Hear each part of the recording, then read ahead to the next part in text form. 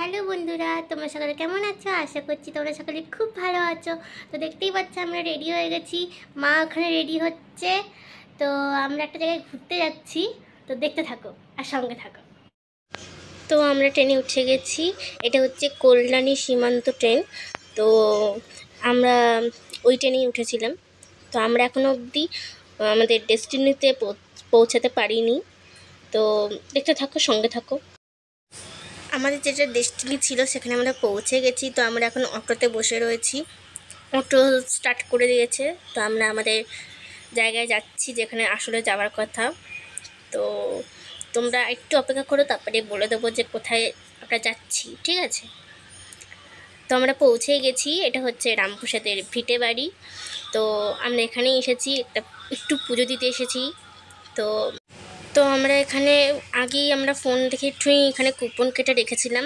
তো এই যে এই দোকানে এখানে একটা নাম্বার আছে, এই নাম্বারটায় ফোন করলে তোমরা কুপন কাটতে পারবে।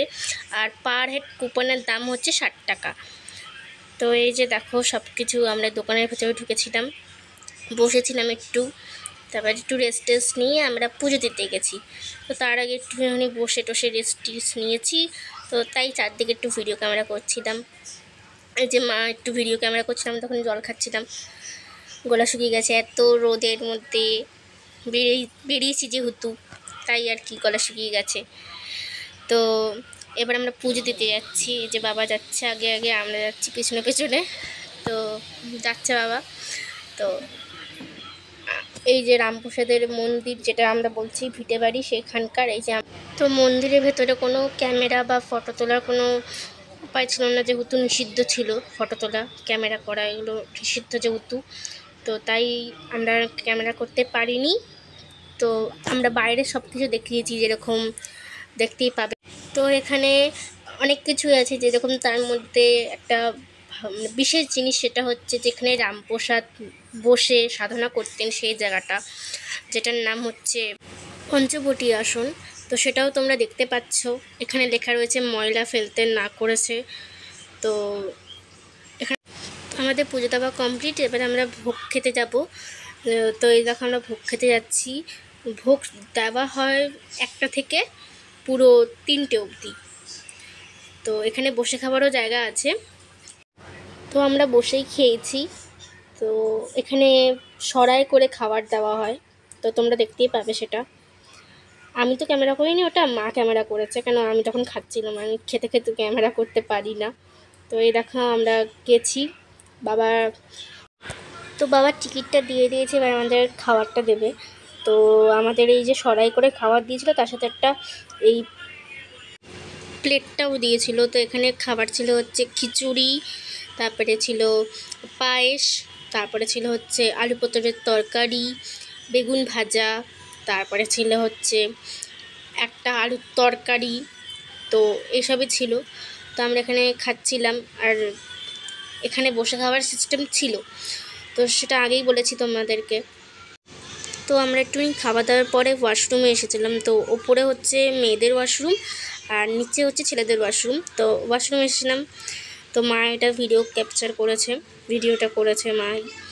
তো তারপরে আমি এখানে নামছিলাম যখন, তখন একটা ভিডিও করেছি। মা বলছিল করতে, একটু উঁচু করতে বলছিল, আমি করলাম। তারপর মা নামলো।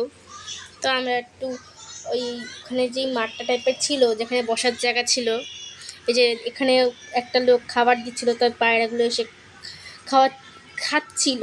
তো সেটা আমি ভিডিও করলাম, আমি বসেছিলাম যেহেতু, মা বাবা অন্য জায়গায় ছিল।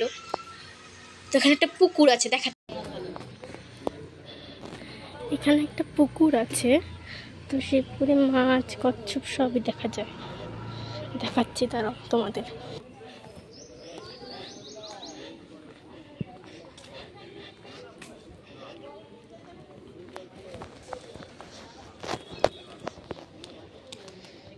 দেখতে পাচ্ছ তোমরা, মাছ আছে ওখানে, এই দেখো মাছ,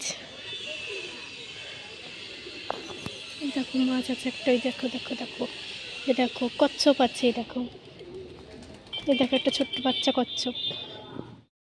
তো তোমরা হয়তো বুঝতেই পেরেছো যে আমরা রামপ্রসাদের ভিডিওতে এসেছি। তো এটার এখনকার নাম হচ্ছে হালিশহর, আর আগেকার নাম ছিল হচ্ছে কুমারহট্ট। তো সেখানে এসেছি, তো তোমাদের আমি পুকুরটা দেখালাম, বেশ ভালো সুন্দর পুকুরটা। তো আমাদের পুজো দেওয়া ভোগ খাওয়া সবই হয়ে গেছিলো। এবার আমরা যাচ্ছিলাম হচ্ছে রামপ্রসাদের ঘাটে, যেখানে উনি মা কালীকে মাথায় করে নিয়ে সমাধিতে চলে গেছিলেন, তো সেখানেই যাচ্ছি। তো এখানে দুটো শিব মন্দির পড়ে, একটা হচ্ছে বুড়ো শিব মন্দির আর একটা হচ্ছে জোড়া শিব মন্দির।